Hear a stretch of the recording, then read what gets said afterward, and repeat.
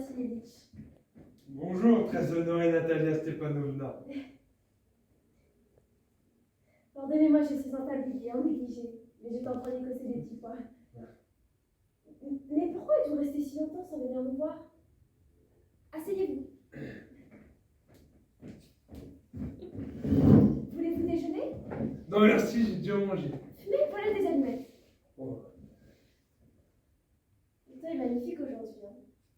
Hier, il a plu si fort que les ouvriers n'ont rien pu faire de la journée. Et chez moi, on beaucoup fauché. Figurez-vous que moi, j'ai exigé qu'on fauche toute la prairie. Mais maintenant, j'en suis désolée, j'ai bien peur que le foin ne pourrisse. Il aurait sans doute nous y attendre. Mais... vous êtes en habit, on dirait. Ah ça, par exemple, vous allez au bal? Soi-disant, vous avez embelli. Mais dites-moi, pourquoi tant d'élégance?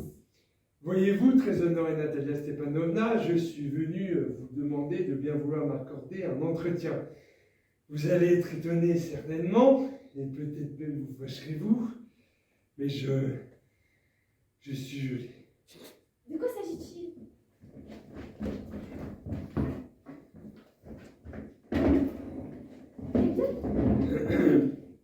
Je tâcherai d'être bref. Vous savez, très honorée Natalia Stepanovna, que depuis longtemps déjà, depuis ma plus tendre enfance, j'ai l'honneur de connaître votre famille.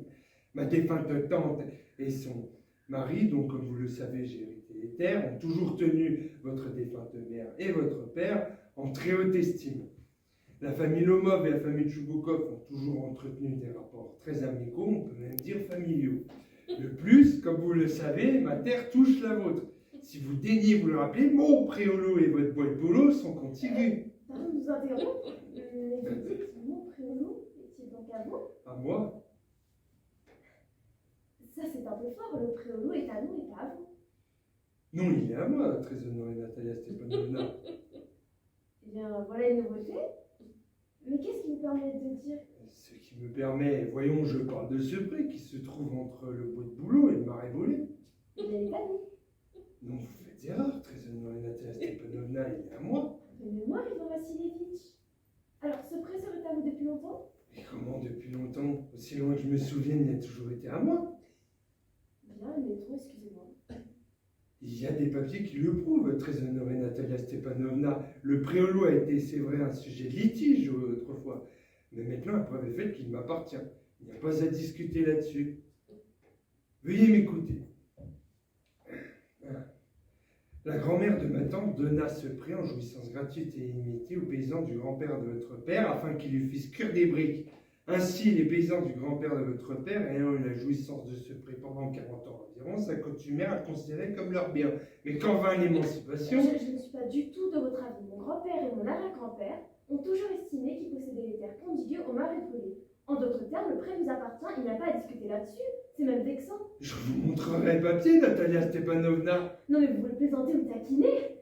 Incroyable, nous possédons cette terre depuis près de 300 ans et tout à coup... Excusez-moi, mais je ne crois pas mes oreilles. Ce n'est pas du tout que ces noms nous soient particulièrement chers. Ce pré n'a que 5 arpents et ne vaut à peine 300 roubles. Non, ce qui me met hors de moi, c'est le mensonge. Vous pouvez dire tout ce que vous voudrez, mais je ne peux pas supporter un tel mensonge. Mais écoutez-moi donc, je vous en supplie. Comme j'ai eu l'honneur de vous le dire, les paysans du grand-père de votre père ont fait cuire des briques pour la grand-mère de ma tante. La grand-mère de ma tante voulant leur faire plaisir... Grand-père, grand-mère, non, tu n'es que procurin. Le pré est à nous, voilà tout. Non, il est à moi. Ce n'est pas vrai, il est à nous. Vous pouvez discuter des jours durant, vous mettre qu'à son habit. Il est à nous, à nous. Je ne convoite pas vos biens, mais je ne peux pas me laisser prendre ce qui est à moi. Écoutez, Natalia Stepanovna, je n'ai pas besoin de ce prêt, mais c'est une question de principe. Si vous le voulez tant, permettez-moi de vous l'offrir. Tout cela est pour moi étrange, Ivan Vassilievitch. Jusqu'à présent, nous vous avons considéré comme un excellent voisin, comme un ami. L'année passée, nous vous avons prêté tout ce dont vous avez besoin pour votre prêt, et c'est même pour ça que nous n'avons pu vanner notre blé qu'en novembre. Et vous nous traitez comme une traite de tzigane? Me faire cadeau de ma propre terre? Excusez-moi, mais un voisin ne se conduit pas ainsi. C'est même ce qui s'appelle de l'impudence. Alors selon vous, je suis un usurpateur? Je regrette, mademoiselle, je ne me suis jamais approprié le bien d'autrui et je ne permettrai à personne de porter contre moi une telle accusation. Le préolo est à moi. Ce n'est pas vrai, il est à nous. Non à moi. Ce n'est pas vrai, et je vous le prouverai, je vais l'instant même y envoyer les faucheurs. Mais je ne prendrai pas un pot du cou, vos faucheurs. Mais le préolo est à moi, vous comprenez? À moi. Non, pas comme cela, je vous en prie. Vous pouvez crier, tout cette colère, mais chez vous, dans votre maison. Ici, Celui-ci ne dépassait pas les bornes de l'indécence. Mais comprenez-moi, mais sans ces terribles et douloureux battements dans mon cœur, sans ces battements dans mes tempes, je vous aurais, mademoiselle, parlé différemment. Mais le brelots est à moi. Et à nous. À moi. À nous. Non, à moi.